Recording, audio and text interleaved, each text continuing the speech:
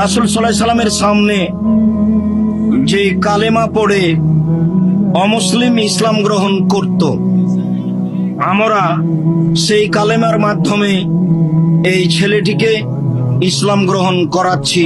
আল্লাহ তুমি কবুল করো। কিছু বলবে আগে? না, তুমি আমার সাথে আসো, আমার সাথে হাতে হাত রাখো।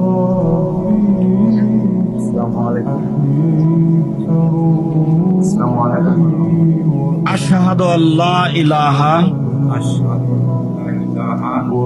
ওয়া আশহাদু আন্না মুহাম্মাদান আবদুহু ওয়া রাসূলুহু। আমি সাক্ষ্য দিচ্ছি আল্লাহ ছাড়া প্রকৃত কোনো মাবুদ নেই। আমি সাক্ষ্য দিচ্ছি মুহাম্মদ আল্লাহর রাসূল এবং তার বান্দা। আশহাদু আল্লা ইলাহা ইল্লাল্লাহ ওয়া আশহাদু আন্না মুহাম্মাদান আবদুহু ওয়া রাসূলুহু। আমি সাক্ষ্য দিচ্ছি আল্লাহ ছাড়া কোনো মাবুদ নেই।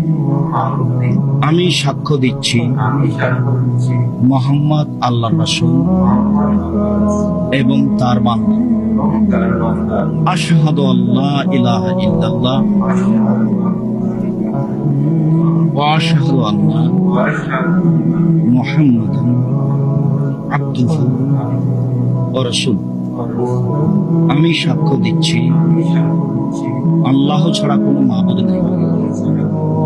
আমি সাক্ষ্য দিচ্ছি মুহাম্মদ আল্লাহর রাসূল এবং তার বান্দা।